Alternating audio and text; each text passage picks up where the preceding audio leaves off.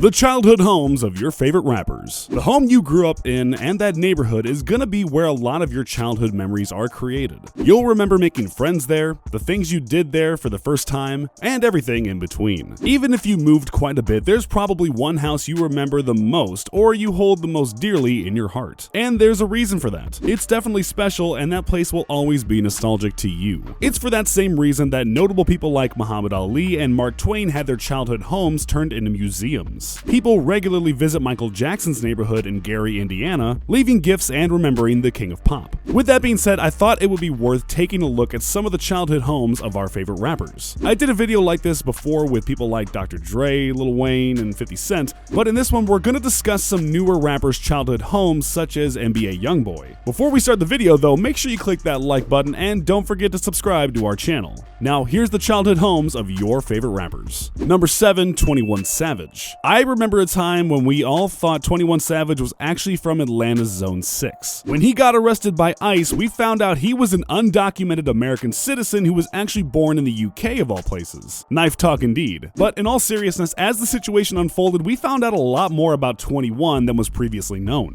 He wasn't a Grady baby, instead being born at Newham University Hospital, which is on the outskirts of London. It was also revealed that he lived on Victoria Avenue, a street in the Newham area of East London. A Google Street View of the area shows that it's not the typical nice London neighborhood you'd might expect. And with a little bit more research, I found out that Newham has consistently been one of the most violent boroughs in London for years. It's worth noting that 21 only lived there until he was about 7 years old, at which point he and his mother moved to Atlanta. But I'm sure he has lots of memories from this place, even though it isn't anything like Zone 6. Number 6, Pusha T. While Pusha T isn't exactly a new rapper, he's been in the game since at least the early 2000s. He always finds ways to stay relevant like he is one. We know he grew up in the Virginia Beach, Norfolk area of Virginia, but not a whole lot is known about his childhood. He grew up before the internet. He said in prior interviews that he actually had a good childhood, didn't want much, and had both parents in his life. He got into the streets when he wanted stuff that his middle-class parents couldn't buy. So it comes as no surprise that his childhood home wasn't all that bad. In fact, it had 4 bedrooms, 3 bathrooms, 2 stories, a 2-car garage, and an in-ground pool out back. That's the house we grew up in right here. Oh, this one here? Yeah.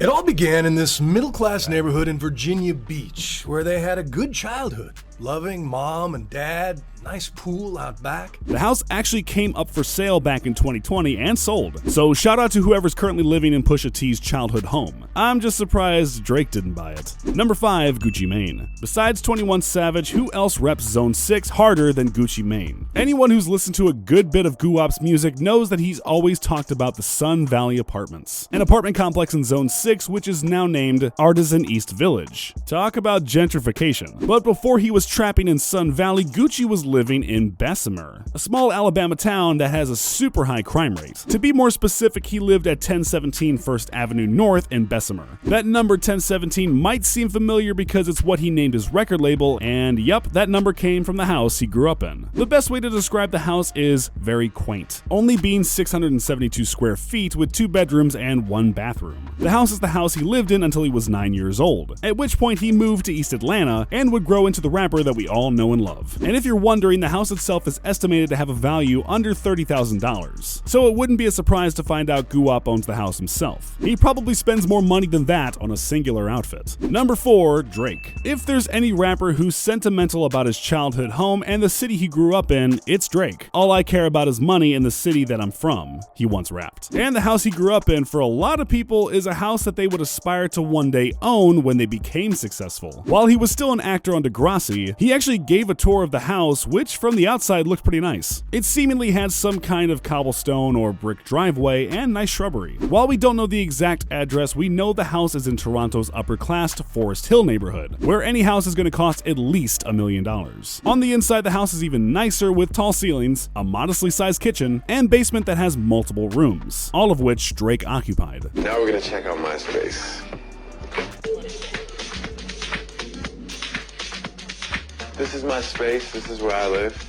It's safe to say Drizzy grew up in the nicest house out of any rapper on this list, and there's nothing wrong with that. Supposedly, he was helping his mom keep everything afloat with his Degrassi money, so props to him. Number 3, Lil Durk. It's only right that we talk about Lil Durk in this video. After all, his upcoming album, 7220, is named after the home he grew up in, 7220 South Halsted Street. Situated in Chicago's Englewood neighborhood and less than 10 minutes away from O-Block, is where Durk and 15 of his family members lived for pretty much his whole childhood. I'm sure he has tons of memories from this place, and it's probably where he started rapping. And while the house is somewhat big, 15 people split between 3 bedrooms and 2 bathrooms doesn't seem very comfortable. He once tweeted that the house had roaches, and we've definitely heard him say that in his songs too. He's shot music videos there, brought Complex to tour the inside of the home, and even used it as the cover for one of his prior mixtapes. In the Complex video, you could see that the condition of the property was very bad. I'd call it decrepit and probably soon to be demolished by the city. Pictures online reflect the same thing. It's unknown whether or not Durk actually owns the property, but whoever does obviously isn't interested in maintaining it because it's vacant and falling apart. Number 2, NBA Youngboy. Everyone knows that Youngboy is straight out of the bayou. Bayou just being a reference to his swampy home state of Louisiana. YB is from Baton Rouge to be specific. And anyone who's actually a YB fan should know what part of Baton Rouge he's from. The North Side. He says it in plenty of his songs. And it's no secret that he grew up on North Chippewa Street. He once brought Angela Yee to show her his neighborhood,